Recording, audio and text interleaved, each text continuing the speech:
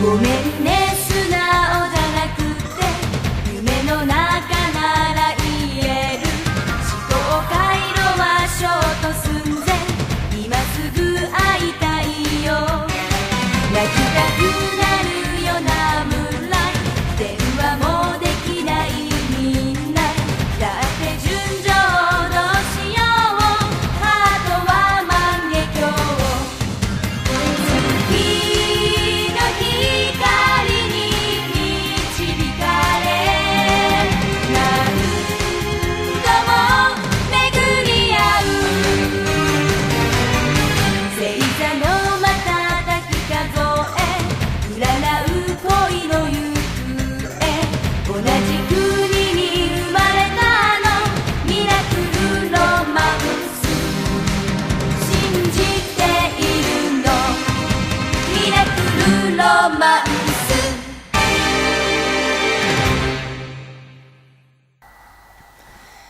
Hello and welcome to episode 2 of Moonie Thoughts Season 2. Yay! I'm HellenJane and this is my lovely co-host, Katie. I'm Katie, and I'm apparently impatient to talk tonight too. So, let's jump straight into it with our spotlight of the month, which is the Infinity Arc announcement. Yay! We got this information during a panel that happened in January, and they announced the voice actors and actresses for the new arc. As far as we know, for the Infinity Arc, these are the new ones that is jumping on board. These does not cover the ones that had already been announced for the first 2 seasons of Crystal. Right. And HellenJane was kind enough to compile a list of other voice work that these VAs have done that you might recognize them from. Alright, first up as Haruka Tenno, Sailor Uranus, we have Junko Minagawa, who you might know as Code Geass's Cornelia Lee Britannia, or Ayaka Yukihiro from Negima. For that, I was literally surprised. Cause Yeah, I haven't seen Negima in a while. Yeah. I remember. I actually got the DVD box of the English version, which also had the Japanese language on there as well. Oh, cool. So it's like, first So thing, you might recognize her if you yeah, first thing is like, watch the Japanese. yeah, the first thing that came to my head was Professor Negi. Alright, for our Sailor Neptune, Michiru Kaya, we have Sayaka Ohara, who was Prison School's Mari Kurihara, and XXX Holics Yuko Ichihara. Similar last names. Yeah. Just Yeah, clicked. but Ohara, Kurihara, Ichihara, maybe that's her thing. Maybe those are the only characters she'll do. Maybe. Alright, for Hotaru Tomoe, Sailor Saturn, one of my personal favorites, we have Yukiko Fuji, who is Lupin III's Rebecca Russolini, Log Horizon's Tetra, and Heartcatch Precure's Naname Shiku. I know, HellenJane is familiar with Precure. Yeah, I wasn't going to say anything related to it's like saying, oh, another Precure cast members jumped on.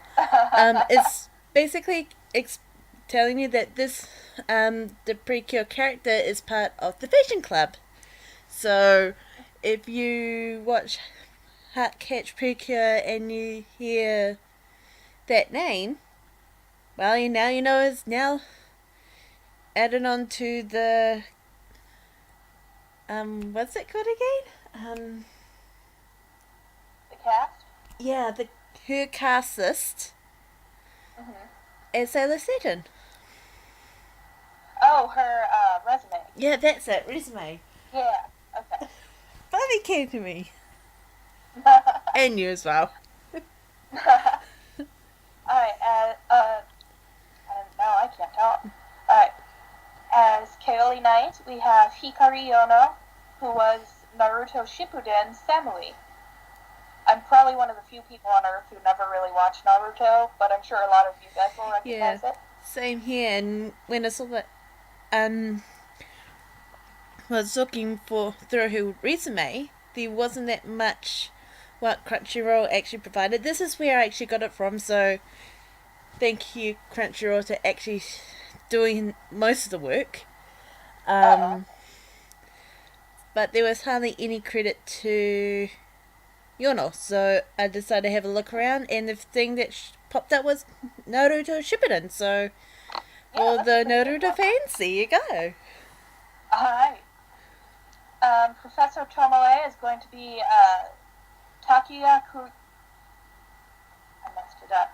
I thought I wasn't going to mess it up, but I did. Professor Tomoe is going to be Takuya Kirimoto, who was Jay Giel in JoJo's Bizarre Adventure. I know that's another really big one right now that I've also not seen. Oops. Neither. We will probably go through and watch these in our own time. Yeah. Pharaoh 90 is going to be Takayahashi, who was Foy Taidal in D. Gray Man. But they also did a voice in the classic Sailor Moon of Sergei Asimov and the Ventriloquist, which was in Super S Special and S. Sergei Asimov was an S and the Ventriloquist was Super S Special, so welcome back. Yeah. That's always cool when they have tie-ins like that. Yeah, I love it when they do it. I really do. Now moving on to The Witches 5. Yes. One of my personal favorite bad guy groups. Nimet is going to be played by Yuki Nagaku, who was Ichigo Moesaki in Seiyu's Life, which is another one. I haven't even heard of that one, but if anyone enjoys it, then you will know her from there. Uriel is going to be played by Chiaki Takahashi, who was Azusa Muira in Idolmaster and Hinako in Bleach. I actually know of Idolmaster, and of course Bleach is another really popular one, but I haven't seen it. Oops.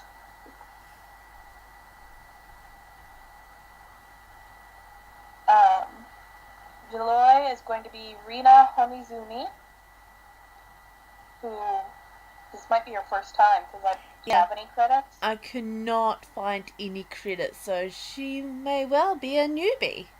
Yeah, maybe she's new. Yeah.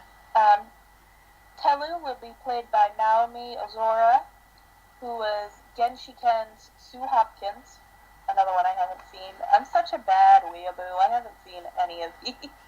I haven't seen most of them. Except for Nigima and Heartcatch. Yeah, I've read Negima. I have seen a bit of Aholic and read a bit of the manga and a bit of Tabusa Reviews Chronicles. Yeah. So I know who that character is. I read Rare. That's the only clamp I know. Yeah. Anyway. But I'm not well versed enough to know that it's just Holic, not XXX Holic. That's our boys. Yeah. That's supposed to be. Oh well. Okay, Cyprien is going to be voiced by Omega Shoji, who played Yuko Kumagai in World Trigger. And that's it. That's all of the voice casting that's been announced. I'm actually quite glad that they asked for one more classic person to come back on. That's cool. Because when they did the first announcement, way before Crystal was released, we had Sailor Moon, the first Sailor Moon, and the Tuxedo Mask coming back to reprise the role. And now having another member of the classic crew to come back, that's really amazing. Yeah. Yeah. So the airing for season 3 will be next month, but we do not know what time it's going to be, or 100% certain that there's going to be a simulcast at this point. And I don't think we know the specific day either. We just know April. Yeah. But by now you probably see a very more close-up of the senshis all together. And we were discussing this earlier about the differences, and the ones that we pointed out to each other is the eyes and lips. Like with the... You go. I think that I think that the eyes look a bit like a cross between the first season of Crystal style and then the original anime style. And with the lips, it's shown that not all the girls had those glossy lips like they had in season 1 and 2. Which has been like, if it's like Minako, Yusaki, and Chibiusa, almost lost it there, it will be fine. But the lip gloss didn't suit Ray or Jupiter? Yeah, it didn't suit her. The lip gloss didn't suit her because she's more like a tomboy, and usually tomboys did not wear makeup, especially with lip gloss. See, I liked the gloss. I thought it gave a little definition to their face, and it was more reminiscent of the manga. Yeah. And Ray, one of the things, she's supposed to be super beautiful and not glamorous exactly, but like really stunning. So her wearing a little bit of makeup fits. And I mean, Makoto is girly. She cooks. She wears those earrings. True. She's a romantic. I think she would wear lip gloss. Yeah. But either way, I still think the style looks pretty cool. I'm excited to see it in motion. Yeah. And the best look for season 3, that sword. They brought the actual sword back. It doesn't look like a cutlass. If you are new to Crystal and you have no idea what we're talking about, Sera Myu, no, not Neptune, she's the one with the mirror. Uranus, make sure I say the right scalp, has this sword. In the original, it looked like a really long sword that could look like it's fancy, but like you can use it in battle. In the classic, they changed it to a cutlass. Well, it looked like a shaped cutlass. And now they're bringing the original sword back, which is awesome. Which I like. It looks more graceful. Yeah. Yeah. Alright, well that is the news we have been given about the Infinity arc so far. I'm really excited. I want it to be now. I know. I just can't wait what animation style they're going to use this time, because of how the changeover from the character storyboard artist kind of thing has changed over. So I can't wait to see like the kind of like the Blu-ray version. What I heard is like everything is cleaned up. It's much more crisp. I really hope that this time around, not that I blame it on the old art director or anything, but I really hope that they've been given more time to clean things up and, fix those anatomy mistakes that everyone was harping on about the first season. Yeah.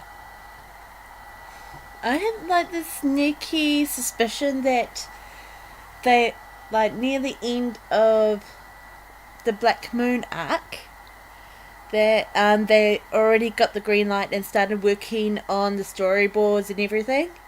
And probably. Yeah, and waited to the perfect moment, so like few episodes in that they probably like doing the animation and or the cleanup, saying like, oh, here's like basically caught us off guard in the final episode. No one, okay, let's put this straight. And please don't cut this out. Is every time we were close to finishing and editing, something new pops up. Like in that instance, we were talking about we don't know if they're gonna do the Deathbusters arc. Don't surprise us saying, yes, we are doing this arc, but we don't know when it's gonna be. And just our luck, before we actually started this month's, the airing date has appeared. And and I found out through Moon Kitty through his Twitter account. Like the official date? Well, not the official date, but the official month. Oh, the month. Okay, yeah. So we'll be keeping an eye out when it's gonna be. We basically have technically a month to find out when it's gonna come out. But we'll try and let you know on the months of the launch, so yeah. Either way, we're still excited. Yay! We'll try to put a Twitter update when it's announced too. Yeah. So. Alright, we're going to go into our first break. We're going to bring back one of my favorite songs from first season, which is Starlight by Kisu Shite. It's one of Sailor Jupiter's Image songs. And when we come back, we're going to talk about some differences. Well, first part of some differences. So, we will see you when we get back. Enjoy that. Kiss the starlight, kiss the moonlight. Kiss the starlight, kiss the moonlight.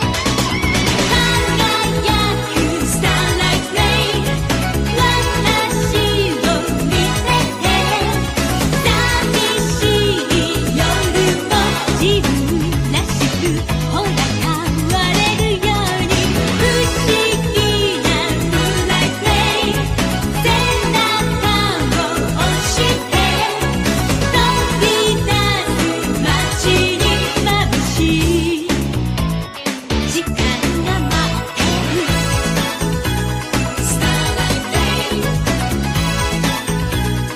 Moonlight Play Starlight Play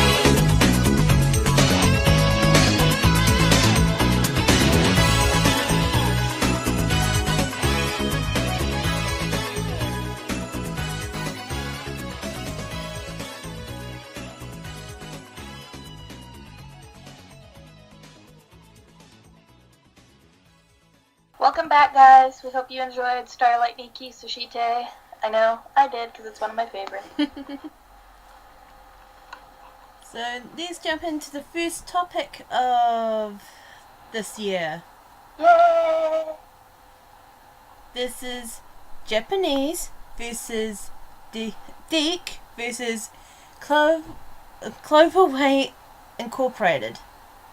Yep, we're going to compare the English dubs to the original Japanese and talk about what was changed, what was censored, all of that.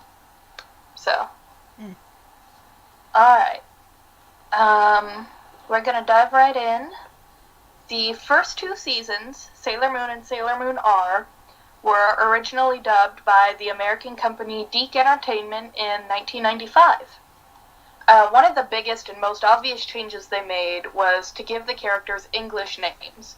So Tsukino Usagi became Serena Campbell, Chiba Mamoru was Darian Shields, Mizuno Amy was Amy Anderson, Kino Makoto was Lita Jenkins, and Aino Minako was Mina Tanner. Hino Rei remained Rei Hino, but for Rei and Amy, their first names, the spelling was Americanized instead of the Japanese spelling. Not just, they changed it to kanji, but they changed it from the Japanese phonetic spelling to the American way that we spell those names. And so many Moonies today who were introduced to the series by those English dubs still use those names because that's what they grew up with and that's what they're still used to. That's what I knew at first, but I just preferred to switch to the original Japanese names once I became more exposed to that side of things. Yeah, and if you notice, last season I switched between Japanese and English because I kind of suck pronouncing Japanese names, so I switched over to English is because it's easier to pronounce and easier to talk. So there's different ways that people can interpret the original English names. Could be for pronunciation, could be how they grew up, or anything like that. The contents and plot of the show was often changed as well. Sometimes drastically, sometimes you don't even see it. Yeah. DiC marked Sailor Moon as a show for young girls, but when it was considered appropriate for children by American audiences was pretty different from what was accepted in Japan.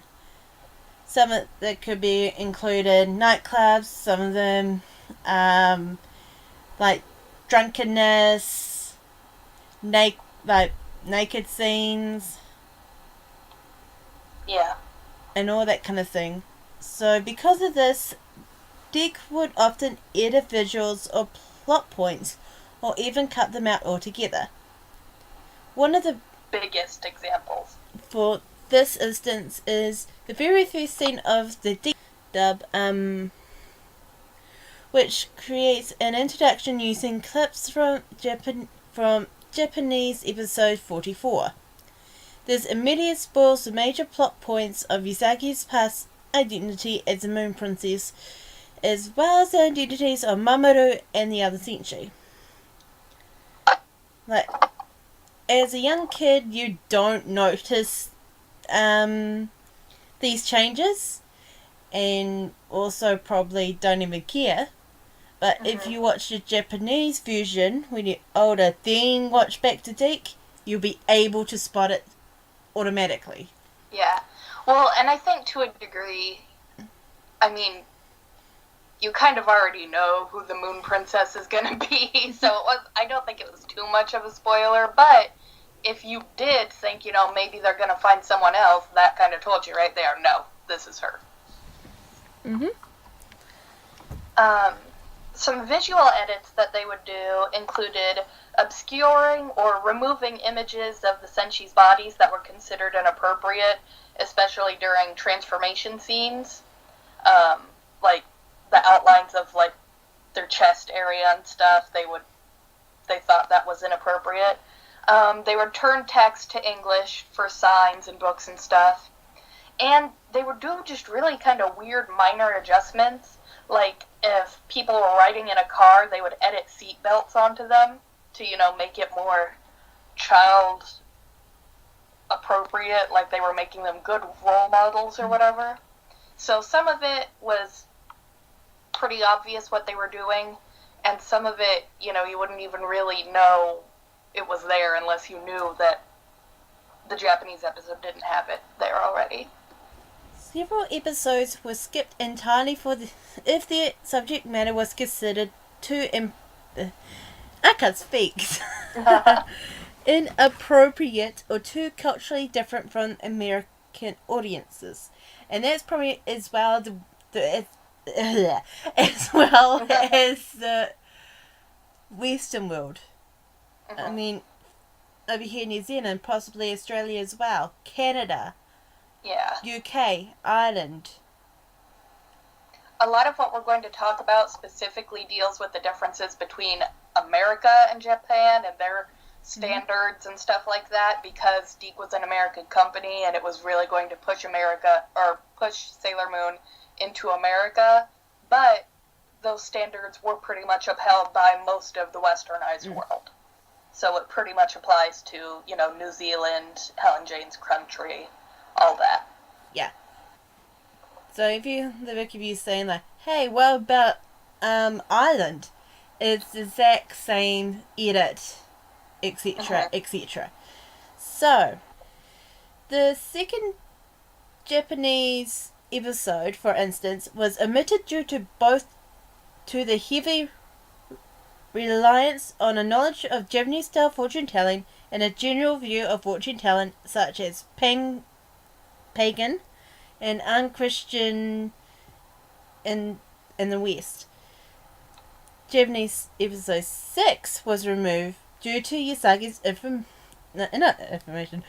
transformation into an adult woman in revealing clothes, and how much of the episode took place in a jazz bar. In total, 6 episodes was cut from the DiC dub, which is episode 2, 5, 6, 20, 42, and 67. Some scenes from these episodes were cut out or either added into other episodes that were dubbed or used in the Sera Myu segments. Some overarching or important plot points that couldn't be cut out entirely were heavily edited because they could change the way the script was written. For instance, the character Zoisite was changed into a woman so that his relationship with Kunzite, who was renamed Malachite, wouldn't cause controversy because it was a gay relationship. The death of all of the Senshi at D point near the end of the first season was also edited and changed so that they were just quote-unquote kidnapped instead of killed to soften the blow to young American viewers. This is really, really interesting because I think a couple years ago I rewatched that episode, and the thing was, even they were kidnapped to soften the blow, but it actually just shows some of the Sailor Scouts being impaled. Yeah, I mean, the scenes were pretty graphic. I remember Ray specifically, she's on that ice cap thing, I mean, she looks pretty beat up. It's pretty believable that she's dead. But I also remember as a kid just being, the Senshi are okay. Or, the Sailor Scouts are okay, as I knew them back then. Sailor Moon is gonna go save them. They're all definitely alive. So it fooled me. I guess I was stupid. No, it's because we weren't able to notice that. But when you rewatch it as an adult, you click that certain things it was like swept under the rug, but it was showing that they got impaled and everything, and it's like they said they were going to be there, gone. And what indicated most is what they said after they died, which it actually was in Sera Myu's mind. Mm-hmm. Like one of the I believe in you, something like that, and it's like, that's not kidnapping. That's definitely not kidnapping. I remember, actually, now that I think about it, in the dub, they were all saying things like, I'm gonna wait here, I'll see you later. They weren't saying, we believe in you, fight for us. They were saying, like, we're going back to Earth, or something like that, or we're going back home, because they were still on Earth. But now that you mentioned that, I remember those segments were edited so that they were pretty much saying, we're still alive, but we're not going to come with you anymore, for whatever reason. Edits to the second season included making Al and Anne, named Alan and Anne in English, into an official couple instead of brother and sister, removing the original story inaccuracies over times. Incestuous. Thank you. Upon the beginning of the Black Moon Clan arc, they heavily copied the scene with which Chibiusa arrives so that the gun is invisible, even though it turned out not to be a real gun in the first place. Which was really funny, because if you just watch that scene, as they're called in English, Serena and Darian are, really freaking out and staring at Rini like she's some sort of, scary thing, but they've cropped it so she's just standing there. You don't know they're freaked out because she has a gun. It looks like they're just freaking out for no reason. DiC produced their own music for the show to replace the original Japanese tracks.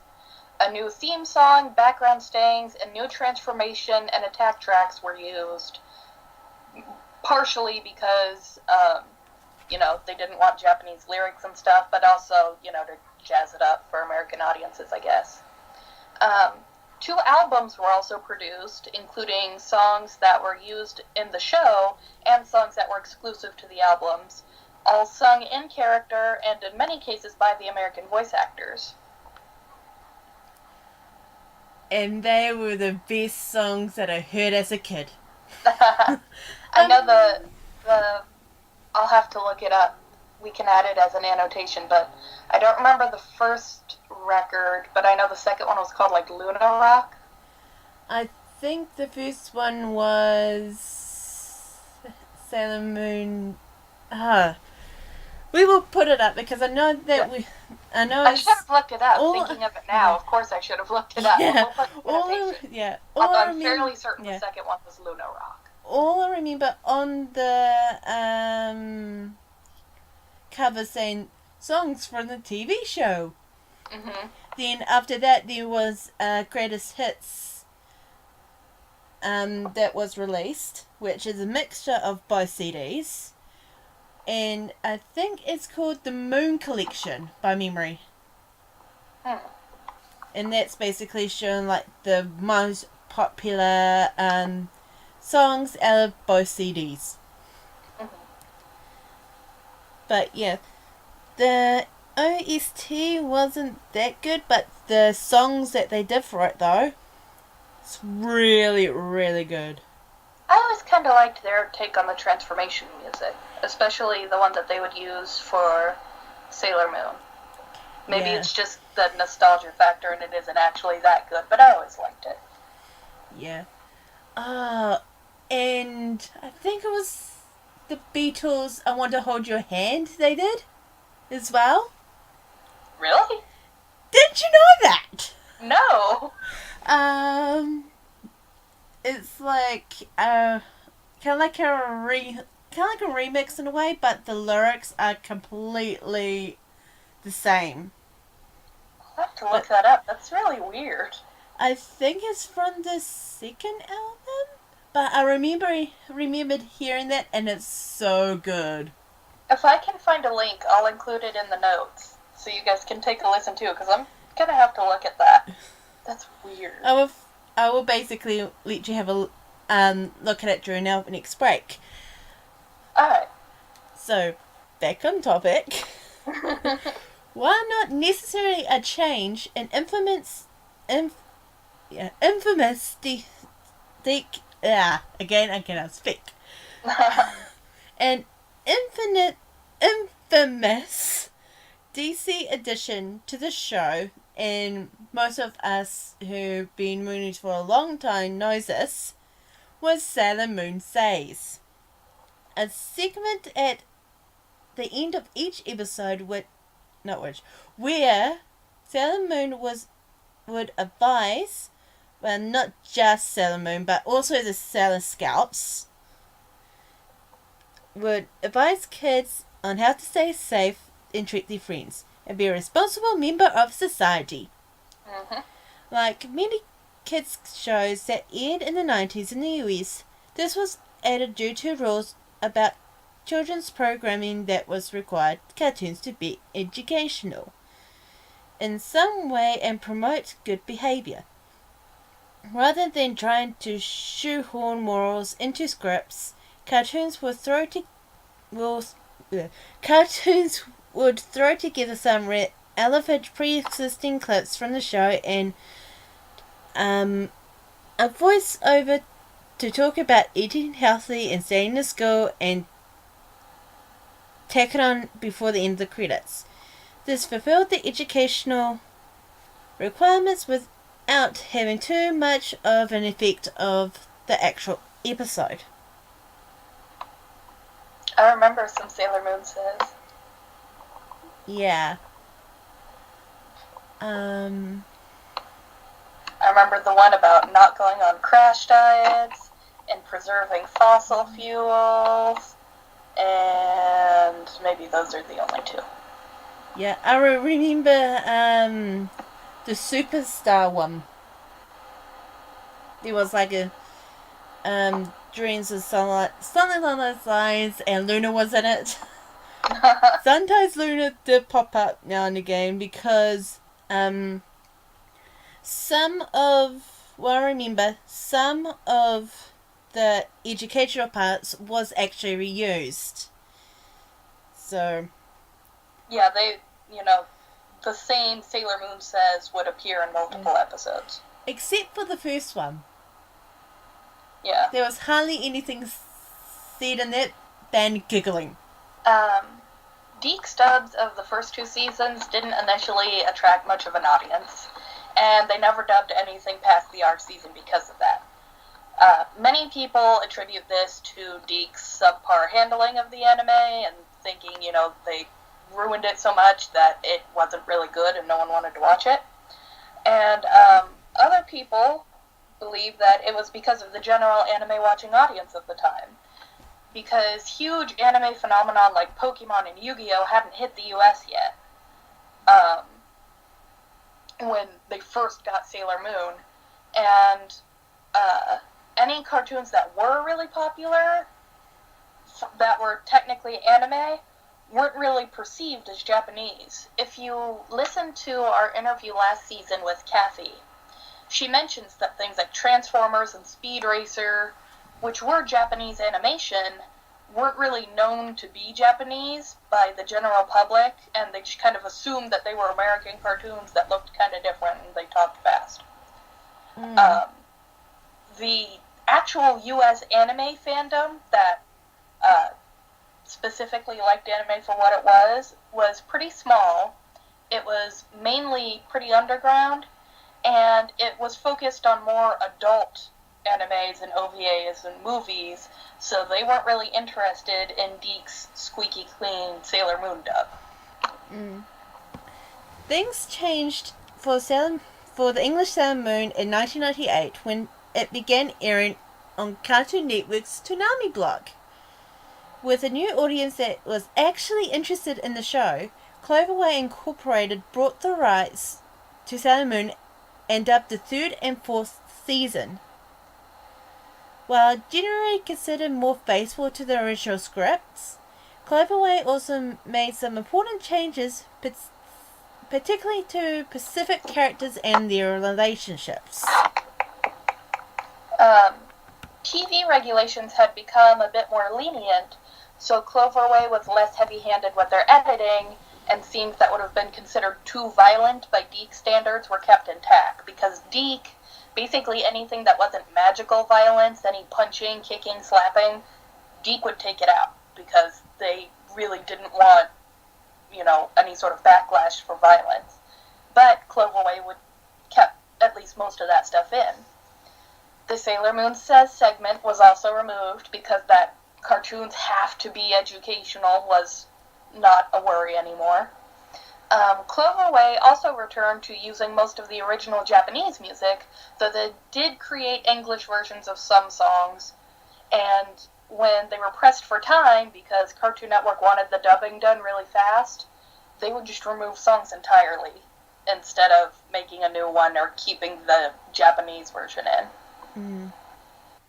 Also, partially due to the speed they had to work at, the Cloverway dub has some inconsistencies with names established by the DiC dub. Several minor characters and attacks suddenly got new names in between seasons 2 and 3. Cloverway's most infamous edits, though, were done to change Haruka and Michiru's relationship. In the original, they were lesbians, and they were very clearly a couple. So, much like DiC had done to make Zoisite into a man, to avoid any kind of LGBT-related controversy, Cloverway turned Amara and Michelle, as they were called in English, into cousins. And this was somehow even less believable than DiC's approach in making Zoisite, who was, pretty obviously a girly guy, but was built like all of the guys. This worked even worse than that. Because despite nearly every character in the show referring to them as cousins or good friends, even if that character shouldn't know that much about the two, they were just trying so hard to establish that relationship between them. And despite Cloverway removing any scenes that were just undeniably romantic between the two, it was still pretty obvious that they were a couple and in love with each other. So the whole cousin strategy ended up backfiring because it led most people to believe that Haruka and Michiru were not only in love, but that they were related. So not only were they in love and lesbians, but they were incestuous in love lesbians, which would be controversially even worse if they just left it alone. Well, at least it wasn't shown free to air, then that will be a huge problem. Yeah. But that doesn't stop the backlash. Although, as much as I ragged on DiC for changing Zoisite into a girl, even though as a kid, they said, oh, this is a girl, she has a girl voice, and I was just like, okay. She doesn't look like any of the girls on the show. She actually looks a lot like the guys on the show. But if she has a girl voice and they call her a girl, I guess she's a girl. So oh dear. It mostly worked on me, but now I look at it and I'm like, oh my god. Duh. Also similar to Zoisite's gender bending was the decision to make okay, I do not know if there is no English name for this one, so... Well, zirconia is a kind of stone. That actually is an English word. Okay, I just suck at pronouncing hard words. Mineral names. Yeah. the Temasuburo and Fish Eye into women. Again, avoiding controversy since the latter two characters, cross-dressed and Fish Eye specifically show interest in men. This was no apparent reason for Zirconia's change. Yeah, all he really did was float around and look kind of like Piccolo from Dragon Ball Z, so I don't know why they felt that he had to become a woman. Whatever. Yeah. Fish Eye I can get because in the original version he was basically dressing up in drag. And at probably around this point in time, I do not know if drags are looked down upon or it's trying to avoid backlash. Yeah. Well, I mean, basically, since drag is a big part of the gay community, if they wanted to avoid all things gay, they'd have to avoid drag. Yeah. Cloverway ended their dub at the Sailor Moon Super S season, meaning that until Viz Media picked up the original anime in 2004 and started releasing their dub, Sailor Moon Stars never saw an English dub. And that's why everyone got really excited when they released the news at Anime Expo. There were many reasons for the fact that it had never been dubbed before, but the two main ones were just audiences in general had kind of lost interest in Sailor Moon even after the Toonami burst in popularity, and Cloverway could not figure out a way to edit around the fact that the Starlights were men who transformed into women. And again, that would have been a controversial point that they didn't want to get any flack for, so they just never did it. And if you want to watch these episodes, Toonami Aftermath is where you can watch them. It's a streaming site that shows showing shows like Sailor Moon and if you want to see the difference between DiC and Cloverway and what they changes, go ahead. It's actually quite cool that they playing the seasons from season 1 to season 4. We'll include the link to Toonami Aftermath if you guys want to check that out. Once you've seen the Japanese version, you the actual company is treating it like really badly and rah rah rah rah. And it's like you watched it as a kid, then you watch the Japanese version. Now you're basically backlashing what you watch with other people when people trying so hard to keep it as close as possible, but make sure that it's up to the policies of, and of course the big words, censorship.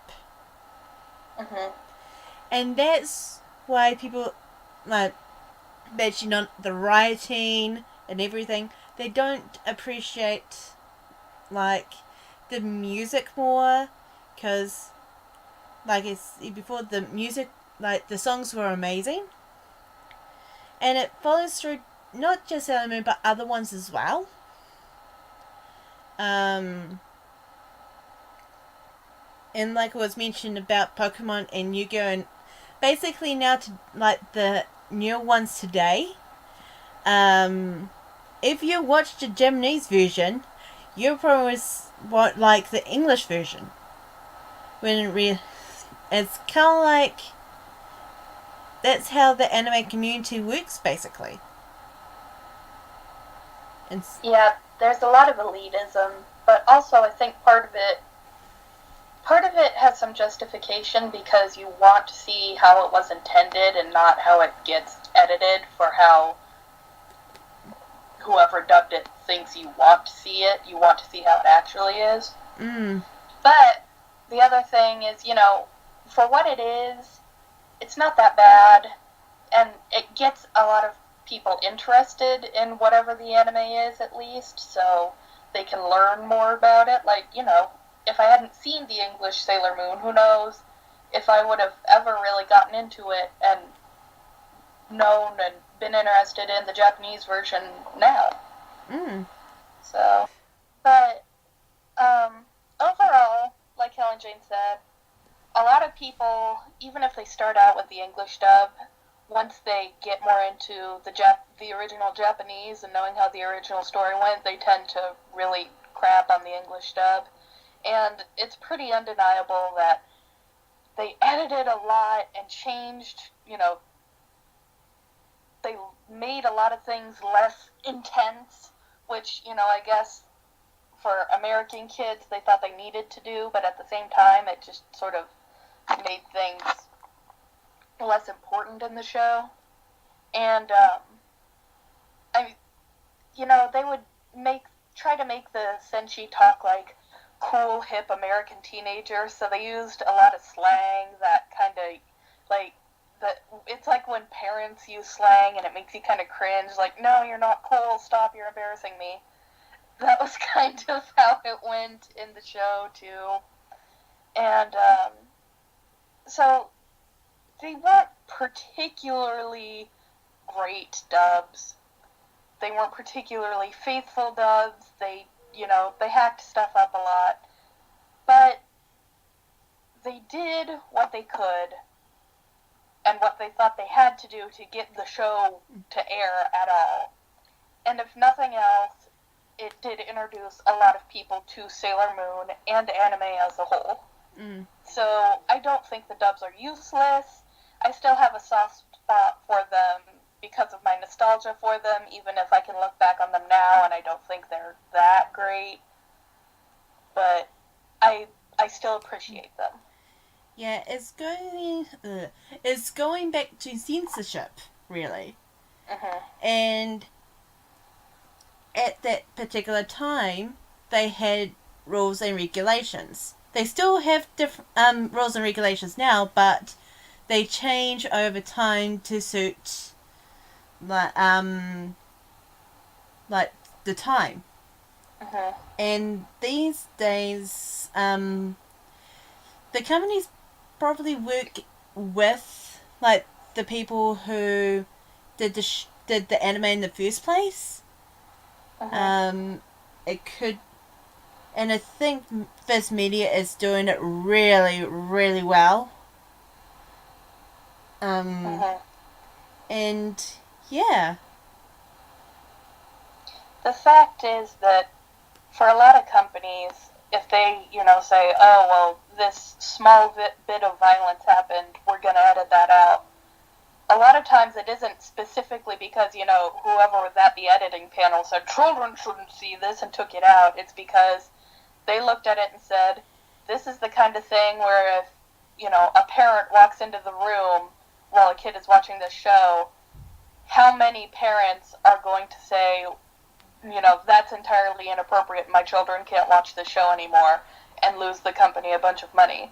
Even if it's, irrational and overreacting to a small bit of violence, or like the line of a boob or something. They aren't thinking, I'm offended by this, so we're removing it. They're thinking in terms of all of the helicopter American parents who are going to overreact to it and lose them viewership.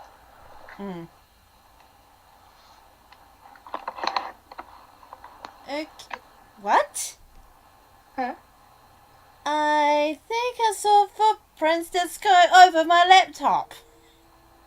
That can't be good news. No, so while I get my chibi who just ran across the room, we are going to play the full opening of Moonlight Densetsu. It's our opening song for every episode, but aside from the one time in the very first episode where I had the wrong file, we don't use the full version. So here's the full version with the extra verses and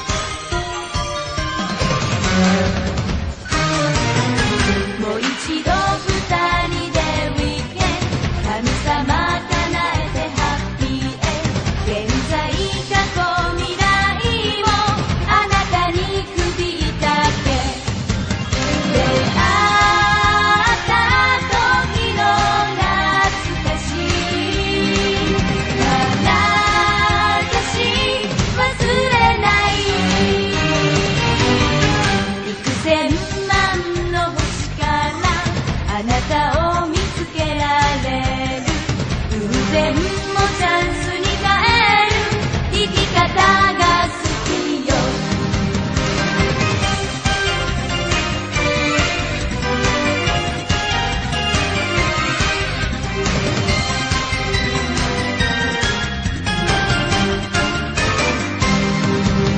不思議な奇跡クロスして何度も巡り合う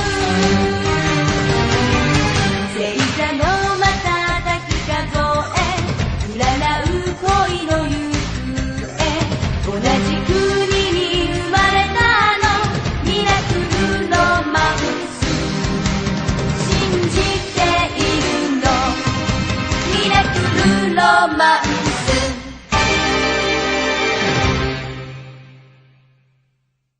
Hey Moonies, it's Chibi Sailor Katie.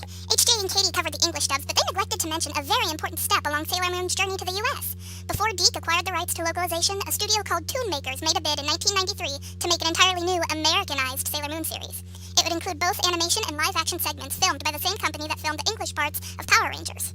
Featuring battles in space and a more racially diverse group of characters, including a Sailor Mercury who used a wheelchair, the only surviving remnants of the show that have ever made it into the public eye are some animation cells, storyboards, and a single promotional music video that was shown at a private convention in the late 1990s. Luckily, someone in the audience filmed the video on a camcorder, and the video is still floating around on the internet to this day as a reminder of what might have been.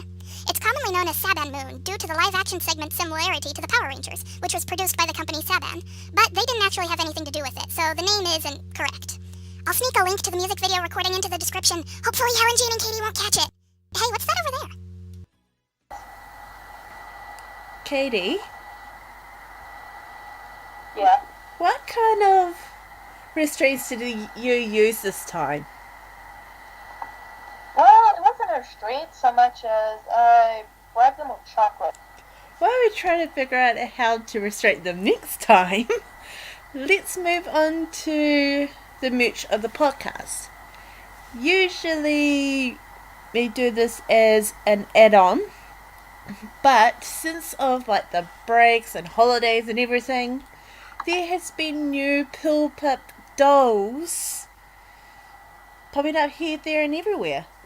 Especially an update on a couple. So Philip Watch is back on. So the first one on our list is Sailor Saturn. She's part of the Doll series, which is basically like little girl tulips. It's the exact same line that Chibi Moon is from. So that makes sense. Yeah, and those two are friends as well, so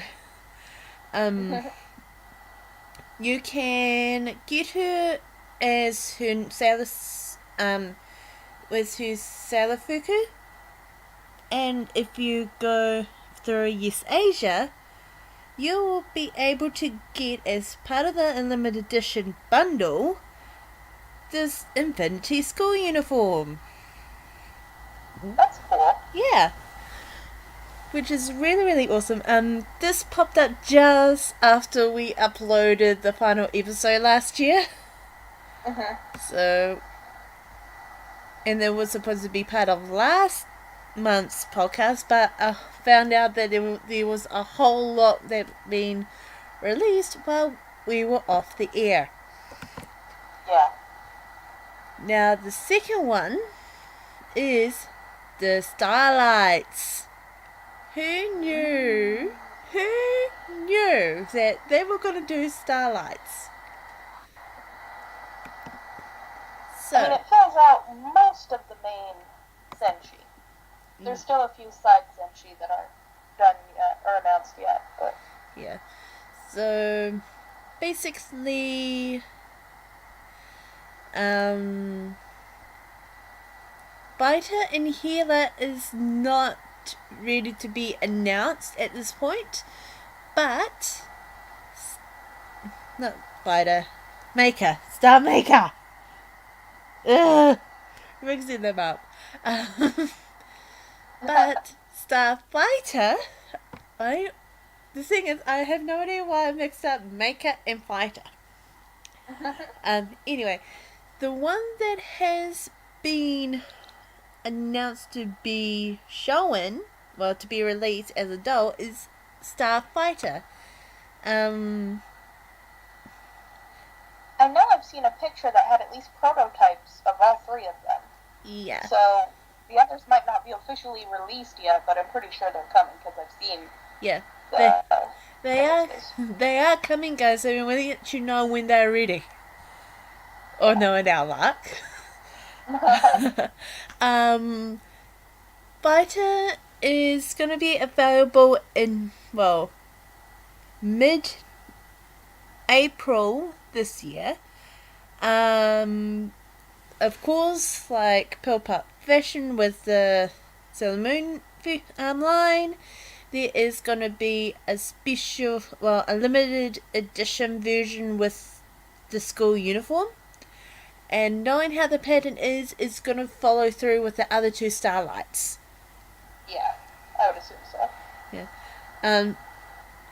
The retail price for the regular Starfighter is 2,200 yen, and for the premium version is 2,500 yen. So it could be Amazon for the, I think it's Amazon. No, it's not. It's not it's not on Amazon. It's on JList or CG Japan, but there's no news about where it's going to be sold for limited edition. But as the pattern showed, it could be East Asia. Yeah. Our third one is Princess Small Lady. You will probably see her as wearing the exact same dress as Princess Serenity, but except for the instead of a bracelet like Princess Serenity or her mum, she is going to come with a necklace that is cute. But here's the thing, it's her, well, it's the Imperial Silver Crystal that is attached as a necklace. Oh, that's cool. It's really, really cool. Not only Princess Small Lady will be up, but her evil counterpart, Wicked Lady, is also on the list. Wicked Lady is part of the main Pure Up line. It's not being added to the Dow line because Wicked Lady's older and all that kind of stuff. Yeah, Wicked Lady's an adult, so. Yeah. At this stage, there isn't.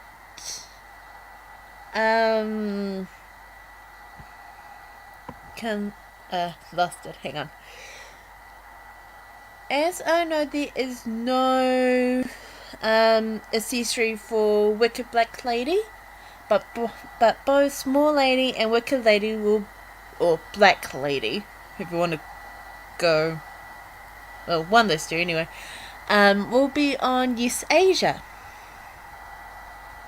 Alright. Now, for the update, during the break there has been updates for Sailor Chippy Moon, Sailor Uranus, Uranus, depends what pronunciation you want to go with. Either one works. Yeah. Sailor Neptune and Sailor V. Sailor Chippy Moon will be coming with, of course, Luda P as limited edition, which can be found on Yes Asia.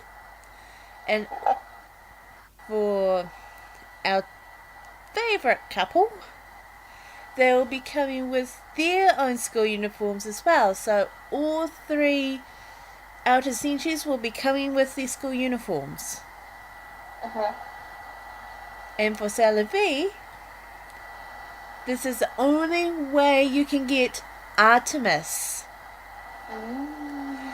So if you want Artemis, you have to go through Yes Asia to get it. For all the links on where to go and everything, we will put in the description below, as well as a better description thing about the Starlights from Sailor Moon Collectibles will also be in the description below. Alright. Alright, and with that, we are going to wrap it up for this month. Remember to send any thoughts, comments, requests, anything you want us to hear to our email, mooniethoughts@gmail.com. Just thoughts you have, quiz topics for future trivia attacks, main topics you want to hear us talk about, anything you want to bring to our attention, let us know. We also have a Twitter account at Yukai56. Or if you want to, you can search up Give Us Up Productions. Either way fits. Our next podcast is on the 6th or 5th, depending on which hemisphere you are in. As per usual, we'd like to give our thanks to Moon Kitty, The Sailor Moon Wiki, Wikimoon.org, Crunchyroll, our newest addition to our Thanks Sailor Moon Collectibles, and of course you guys, our listeners. We wouldn't do it without you. Yay! So we will catch you next time. Alright, we'll see you guys. Bye! Bye.